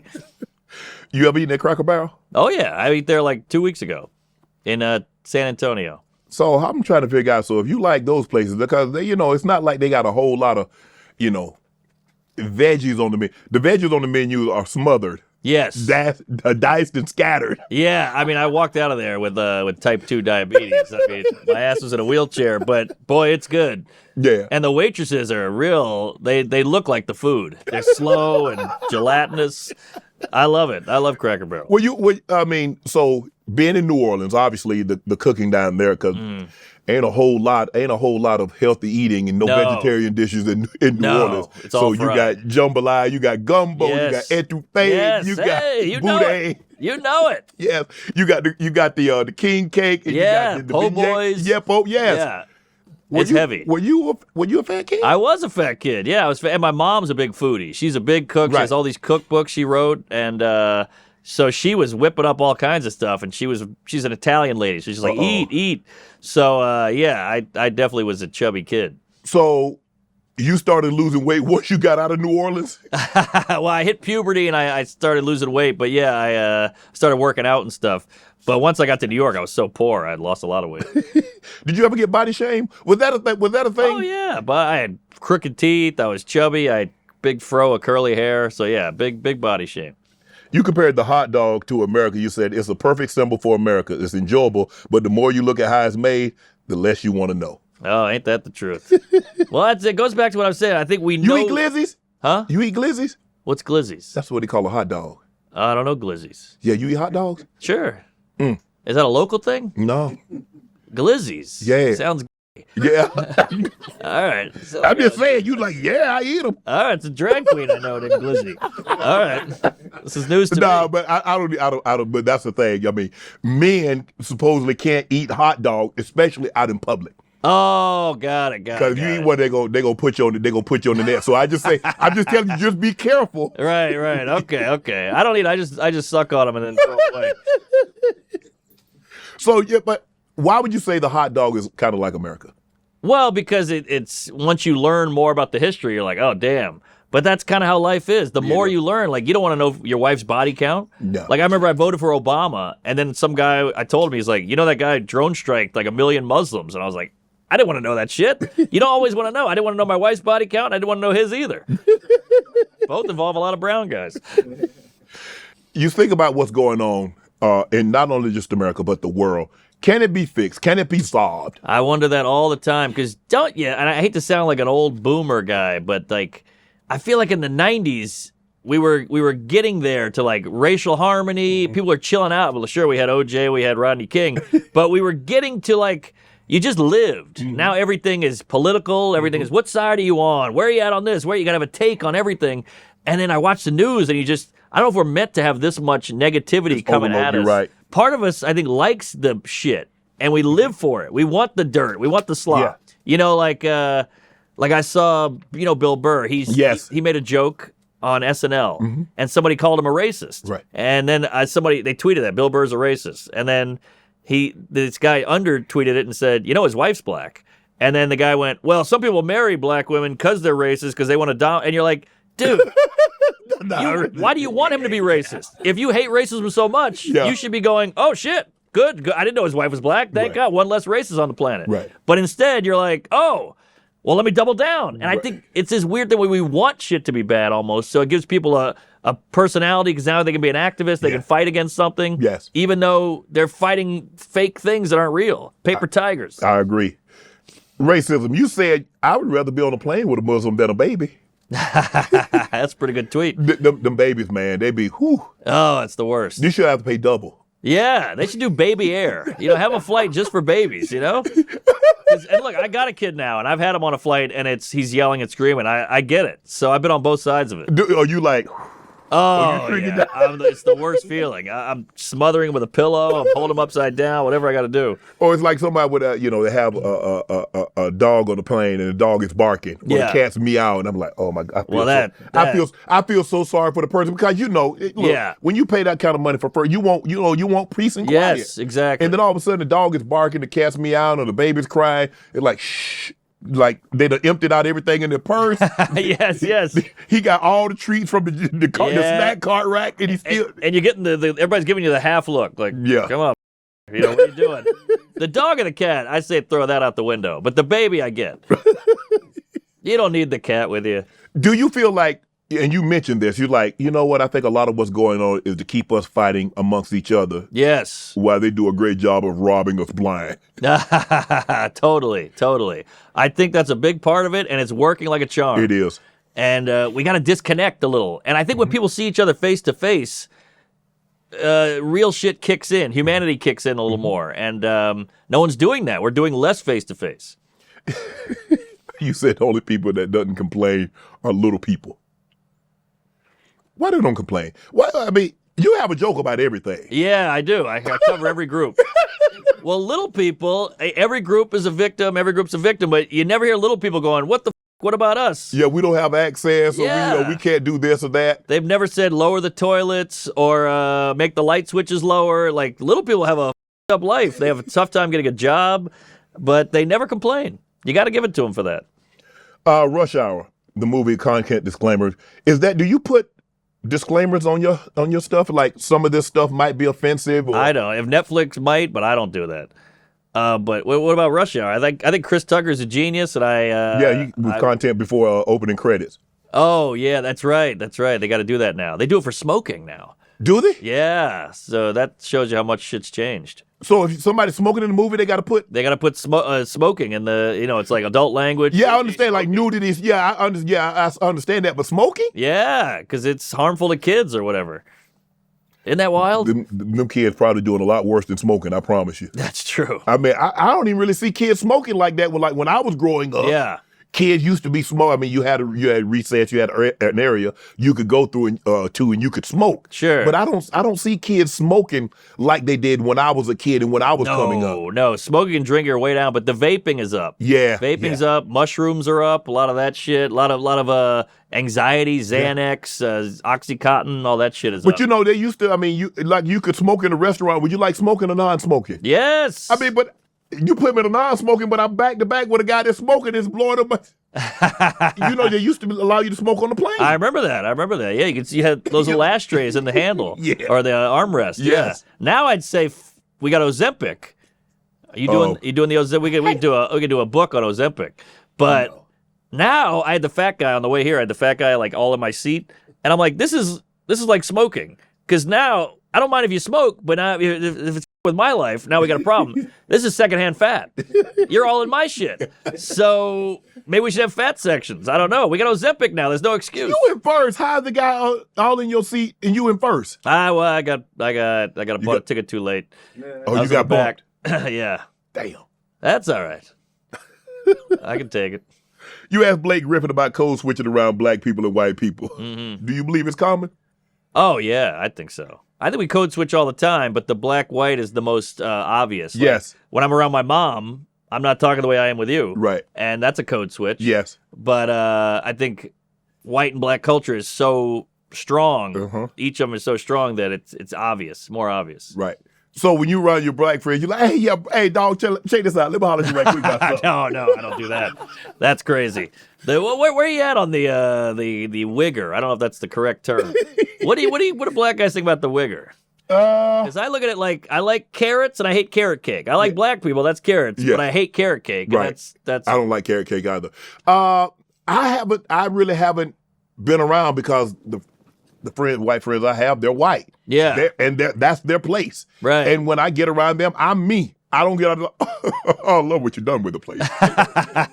When are we going to the Hamptons? Oh my goodness, it is beautiful up there this time of year. That's not who I am. So they already know when you see me, when you talk to me, this is who I am. I almost gave you a loan. That was great. Well done. I just think people should be who you are. Be who you are. When you become friends, you accept that person for who they are. Yeah. So I don't need you to try to like, oh, I'm really down with you, bro. I speak your language. I'm good. I let you know that I'm really, really down. Nah, bro, be you. Agreed.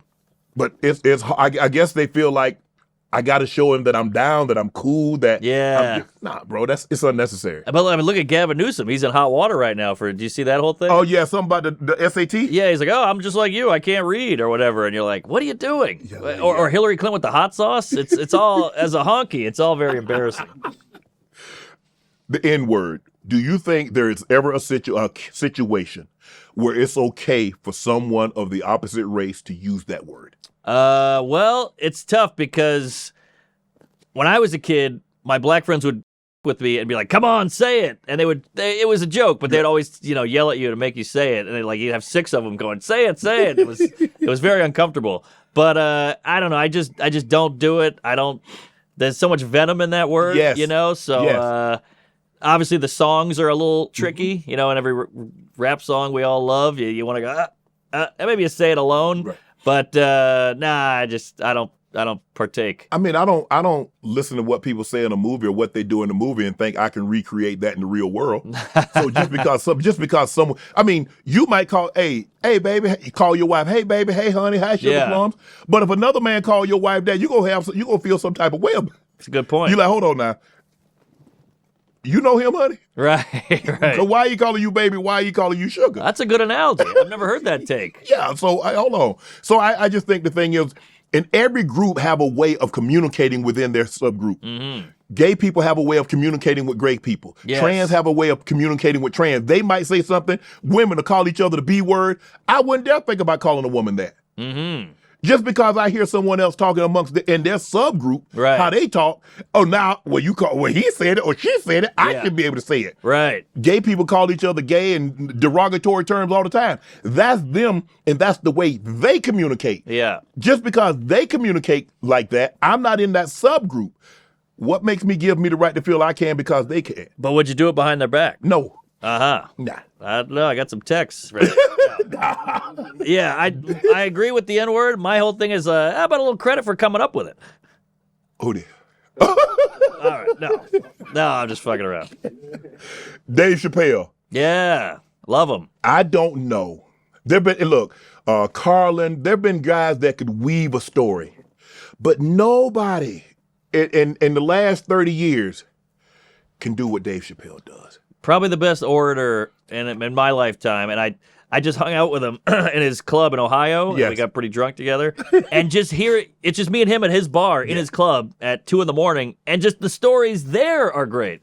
So when he puts it on stage and polishes it, and he has that cadence, and you hang on every word with the cigarette, and he's sitting down, and you're never bored. It's completely captivating. Yeah, it's a gift. He has Carlin and Gregory, guys that could and the issues and the way he can weave it. Yeah. His SNL thing a couple years ago. Yeah. I remember was that.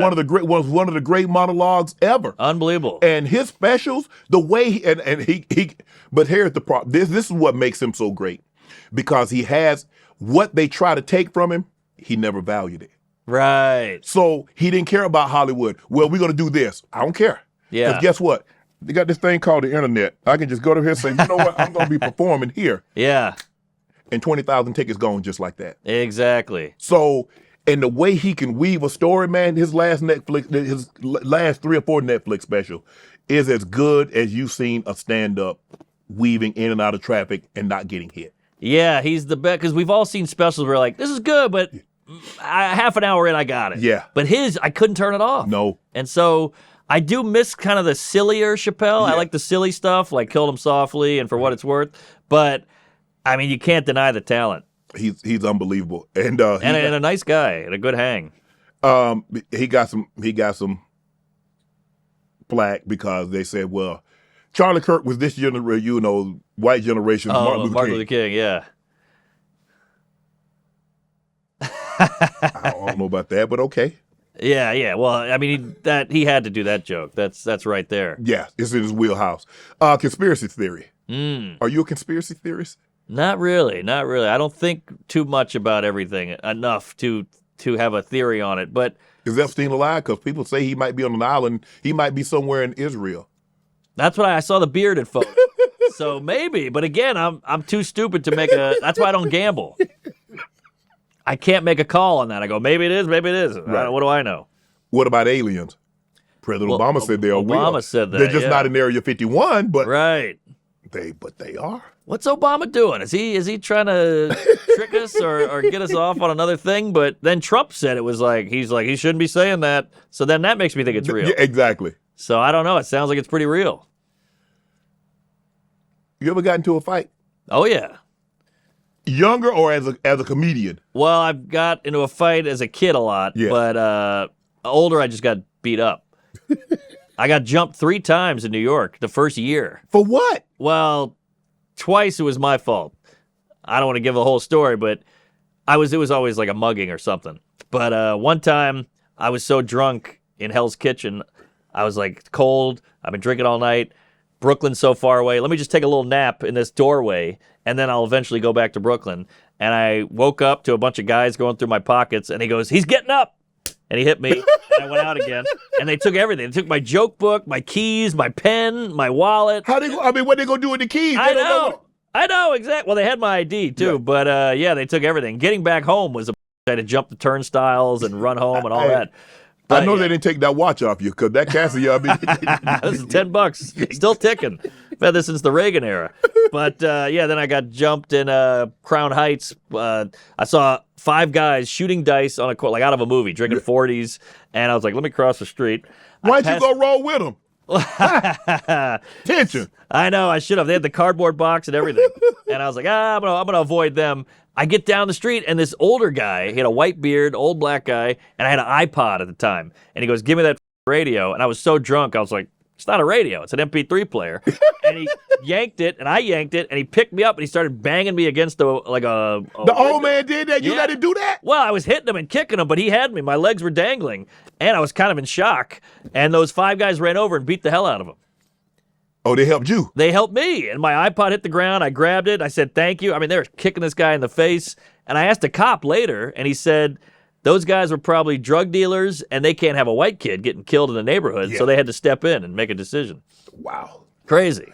Yeah, I mean, you don't live in New York anymore, do you? I'm still in Brooklyn. But I moved to a nicer area. You might want to move out of there. That was a different time. That was 2007, 8.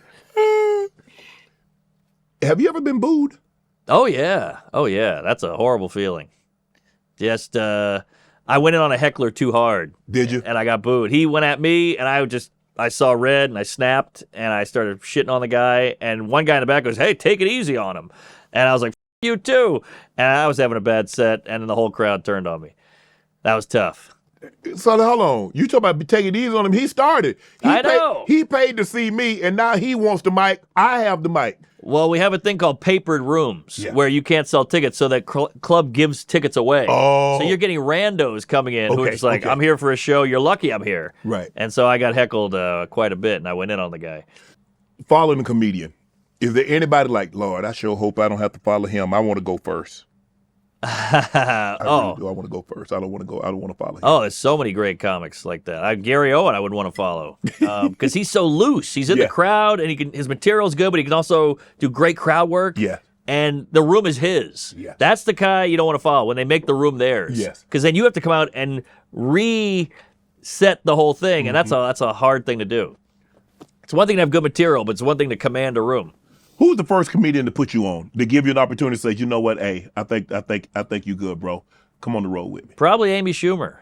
Amy Really? Schumer gave me a huge leg up. She was so giving, so loyal. She brought me on the road. I watched her go from clubs to theaters to arenas to movies, and I was there the whole ride. And yeah, so she got me into the Comedy Cellar. She hooked me up. She put me in her TV show. So that was she was a big help. You know, one of my favorite now is Nikki. Oh, Nikki's great. Friend of mine. Hey, that roast. Oh, she had set of the night. People that didn't know her. Man, who's that? Man, who's the white lady with the that went in on Tom? That's what people was asking because they didn't know her. Yeah. I had no idea who she was. Yeah, And then now I can't. Hey, is she on? I'm gonna find it. Yeah, she's great at everything. Her Golden Globe, she did so well. They had her back. Yeah. 2 years in a row, and she killed it the second time. So no one prepares like her. That's her secret weapon. She has great jokes, Yes. but she runs them over and over at the Comedy Store and perfects them, takes shit out, puts stuff in, and that's why she's great. You Seinfeld. He Yeah. says you one of the great comics. Oh, that was very When you nice. hear someone like Seinfeld and you know what he was back in the days with Eddie and Keenan and Robert Townsend and Yeah. those guys, and he had the show. We know what Seinfeld show, one of the most popular shows in sitcom history. When you hear him talk in such glowing terms about you, I can't even describe how surreal that was because I used to watch the show with my parents on NBC. And then to struggle and be poor and broke and struggling as a comedian, open mics, all that shit, and then to have this guy notice you, it was insane. I was bombing at a show in Buffalo. I got off stage. There's 8 people in the room. I'm bombing. I'm covered in sweat. I get off stage. My phone's blowing up. People are like, "Hey, Seinfeld's talking about you." I'm like, "What? What's this?" They sent me the link. He was on a Mets broadcast. He was at a Mets game. They invite him in the box to talk on the TV thing, and they go, "What comics do you like?" And he mentioned me. Crazy. So I went from bombing, covered in sweat, to having like the greatest moment. I said it to my parents. what's some of the best advice he's given you? Well, he gave me a lot of advice. He said, one, he's like, you got to move around more. Because I came up in the whole... Stay in one spot. Staying in one spot. Like Dane Cook was kind of out. Yeah. And then I came in and they're like, don't do that. You want to... If your writing is good, you'll be able to just stand there and deliver the jokes. And I remember thinking, all right, I got to be that guy. And he was like, F that. Move. Own the stage. Right. You know? And then he told me something. What else did he tell me? Ah, shit. He said, don't go to Epstein's. No. He had a couple things. But yeah, that was some big stuff. He said, perform more. Right. Never forgot it. Have you ever been starstruck? Oh, yeah, all the time.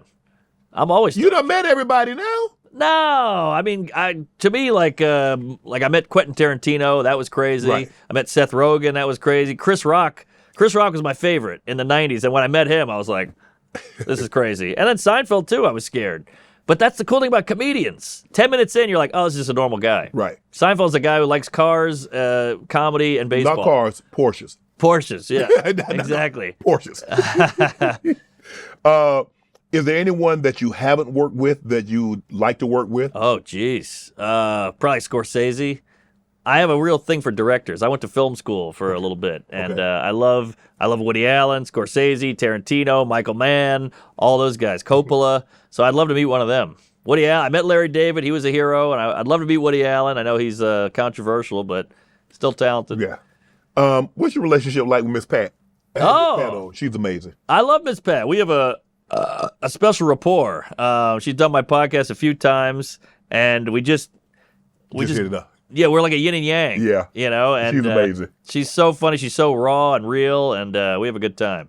Your first comedy special, you released it on YouTube because, these streaming platforms didn't believe in you. Yes. And we see Ali Sadiq does that. Yes, he killed it on there. I think Ryan Davis released one Yeah. on. So what made you say, you know what? I got this material. I think it'll be good. Okay, I'm going to upload it to my platform. It was all failure. I said, hey, Netflix. They said, kick rocks. I said, hey, Comedy Central. They said, blow me. I said, hey, Hulu. They said, what's Hulu?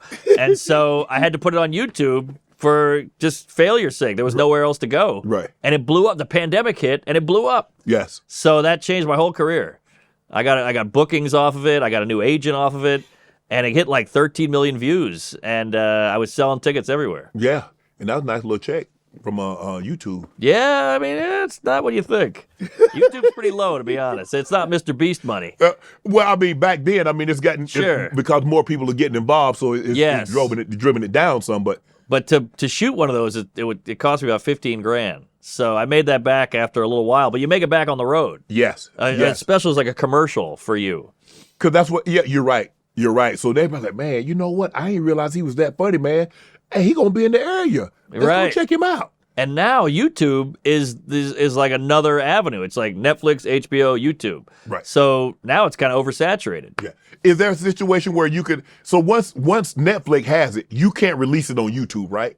You get a 2-year lease. Netflix does a licensing deal where they own it for 2 years, and then you get it back. Mm-hmm. And then they can decide, we want to buy it back for extra money. Right. Or you can go, F you, I'm keeping it, and then you can put it on YouTube. And then you're like, yeah, okay, how much you want it to buy it? Exactly. Now you can do a little bidding. Yeah, man, that's amazing. Netflix special. Yeah. So this is your second one, right? Second one. Second one. So how did the first one come about? Well, the first one came off the back of, I did the YouTube. It did well. So Netflix said, we're nervous. We don't know you. We'll give you a half hour. So I was like, all right, I'll take it. So I had to do a half hour. That went well, thank God. And then they gave me an hour. Gave you an hour. So I had to really prove it. And that's a lot of material you got to write. Yeah. You got to write a YouTube hour, then a half hour, and then another hour. Right. And now I have a new hour. So all streaming platforms like Chappelle, all of them are like 57 to 60 minutes. Yes. Yeah, 52 to an hour usually, I think, or 48 minutes is the contract. But yeah, that takes a long time to write. Chappelle can do it because he's a story guy. Yes. He's slow. I'm a joke. So you just like firing them off. Yeah. So he's a guy that builds. Yes. Everything. Yeah. It's a start, a mid, and an end. Yes. You just like bam, bam, bam. Like Rodney. Yeah. But you got to earn that build. Yeah. I'm not there yet. Yeah. No one's so you're a Gatling gun. Yes. Exactly. I'm an Uzi. Yeah. And he's a hand grenade. Oh man. So what can people expect from None Too Pleased? I hit every group. I feel like, everybody does trans jokes. I do trans, Mexican, black, so everybody gay, gonna be offended. Muslim. Yes, everybody. Equal opportunity. I'm inclusive. I brought everybody in, and it's all about love. It's all about ball busting. It's like my childhood. I'm writing jokes that I would want to hear, or my friends growing up would want to hear. And just put all that HR shit behind you and then just sit and enjoy it. Don't sit and analyze. Is it problematic? Is it? No, it's just fun. When you got the first big check, what did you buy? I bought a classic car. What'd you get? I got drunk one night. I went on, what's that, trailer.com? What's that thing? I can't remember the name of it. Something trailer. I bought a 1973 BMW 02. It's this crazy looking little car with round headlights. Yeah. I'll send you a video. Well, I'm thinking like, okay, I'm thinking classic car. I'm thinking you're talking about something like a Cuda or a Chevelle. No. Well, when I was a kid, I had a 1971 Cutlass. Okay. Oldsmobile Cutlass convertible. And that was a badass car, but it broke down. But this is a German BMW 73. You that still thing got it? Runs like a Kenyan. I never had one problem with it. You still got it? Yeah, it's in a garage in Brooklyn. But I mean, do you actually have a car in New York, or do you need it? I mean, you probably take. I take the subway every day. Yeah. Yeah, I drink too much to drive. So I have that thing for joyriding and shit. So what did your wife? Your wife have a car? No, she can't drive. She can't drive, but she just chooses not to drive. Well, she's Muslim, so I got her in a burqa with no car. No, she's not a great driver, so it's probably a bad idea. Does she have a license? No. I know it's cliche, but she'll get it. She'll get one. I think it might be a little late now. She might just say, you know what, I'm cool not driving. Yeah, I'll drive because she's got the kid now. We need her safe. What do you think? What do you think your best and worst purchases are? Oh, geez. Because you don't strike me as a guy that's really extravagant. I am not. You saw the watch. Yeah. I'm not not materialistic at all, and I grew up pretty low means, so I kind of keep it that way. Right. I'm scared of. Like, you buy all this shit that ends up owning you, and it just piles up. Right. Like, how many sneakers you got? I sold a couple of years ago. I sold 300 and What? 300 and 18 pair? Oh my! See, I buy one shoe. I'm gonna wear this till it wears out, then I'll buy another one. Well, time to buy a new pair. And they can't see this on camera. I've had these 2 weeks. 2 weeks? I know. New York's gross. Well, I'm not gonna wear these. No, but it's kind of hard to get a white shoe in New York. That's true. That was a mistake. They were on sale. What are you running the vape shop with it? This looks like Scooby Doo's van right Sean here. Worthy. That's like the Mystery Machine. Oh, Sean Worthy. Okay. Yeah. What did you do before you got into comedy? I did everything. I was a waiter, busboy, janitor, furniture mover. I did construction. I did a lot of menial gigs because I didn't want to think. Right. Because I did some office work, like data entry and all that shit. And I wanted to kill myself. So I would rather be on my feet doing something than just staring at a computer answering phones. I think that was a wise decision by you. I always tell people, do a lot of things when you're young because they'll tell you what you don't want to do. That's good. There's nothing worse than being in a situation you and you're 35, 40 years old and like, damn, I don't want to do this. Totally. You probably should have found that out in your 20s. Yeah. And that saved you probably 10, 15 years of doing some bull jive. That and people chase stability. They go, well, I got dental here and the paycheck's pretty good. And, that's a curse. Yeah. I'd say take some risks, get out there. You ever get fired? Oh, yeah.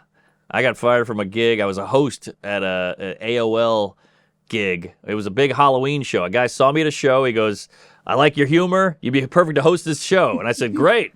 $5,000, most money I ever made. I was hosting a Halloween costume contest. Right. And he goes, be irreverent, be offensive. And I go, great, all right. He's like, we want it to be edgy. Mm-hmm. So Catwoman walks on, and she's like a hot Catwoman tight outfit. She had a big whip, whoosh, whoosh, super sexy. Made some jokes about Catwoman, and then an African queen walked on. And I said, hey, watch that whip around the African.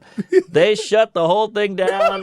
I got fired. They moved my boxes outside. And I said, you said be offensive. They were like, not that offensive. And I said, I got Tourette's. So, yeah. How different are you raising your son compared to the way you were raised? Ooh, boy, that's good. Well, my parents are they're military. Okay. So they were a little.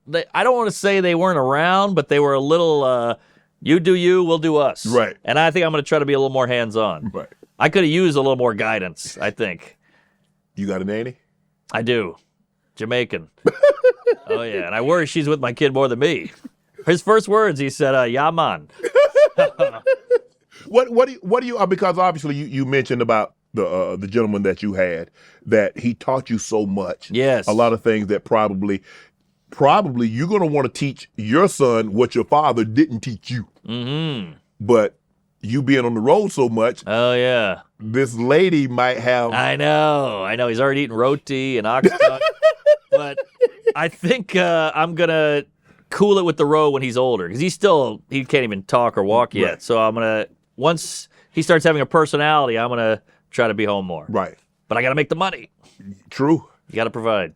So how long do you plan on doing this? I mean, you're going to be like, obviously you can, because you don't get too old to talk. No. You don't have a physical job, like a manual labor job that you're going to age out of it. And you don't have a situation where, at 65, you got to retire. Right. So you can tell jokes for an extended period of time. Yes. Is this something that you wanted, like, you know what?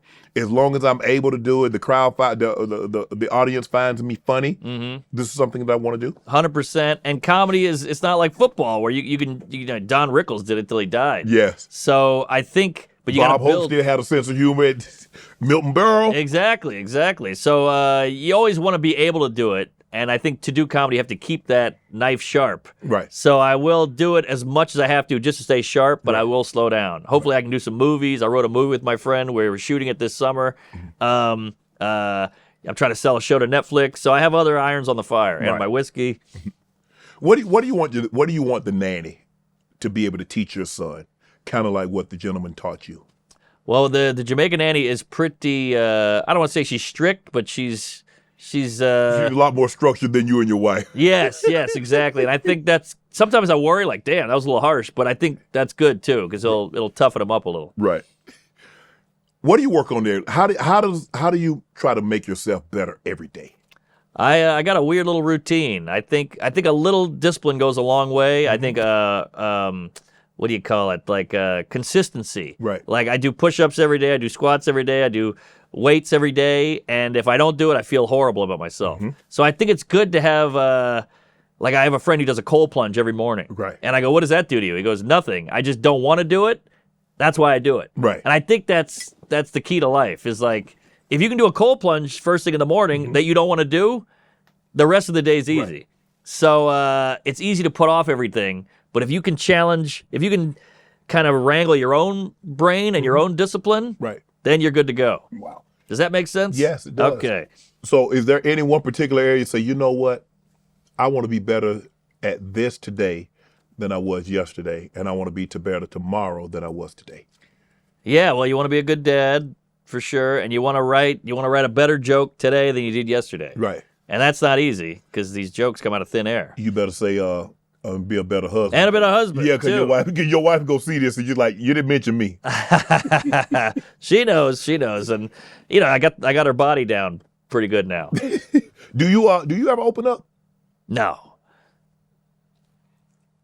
This is as far as I've opened up since jail.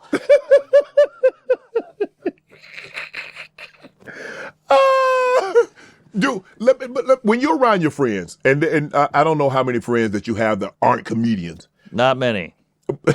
So is this what you guys do all the time? Oh man, we love bullshitting, talking, riffing. Yeah, this is what it's so entertaining. It gets the juices flowing. You think of jokes that way. Right. We laugh, and we go hard. We go dark. Right. Because our shit is numb. Like we don't have any filter anymore. Right. But we have a filter at the workplace or whatever, but at the family reunion. But around each other, it's all no holds barred. Do your wife ever say, babe, I think you need to tone it down? Yeah, every now and then. And if she says it, then she's right.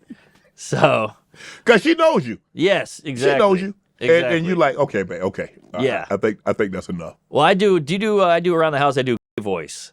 Just for fun. Do you, no hate, just like, hello, all that shit. And it's just me and her. Right. And every now and then she's like, this is getting weird. Right. So, but we have a good time. Mark, thank you for coming on. Look, everybody go check out None Too Pleased. Hey, thank you, sir. Thank you, bro. I appreciate you, man. That was Awesome. fun as hell. I'm getting a glizzy. All my life, been grinding all my life. Sacrifice, hustle paid the price. Want a slice, got to roll the dice. That's why all my life I've been grinding all my life. Look, all my life, been grinding all my life. Sacrifice, hustle paid the price. Want a slice, got to roll the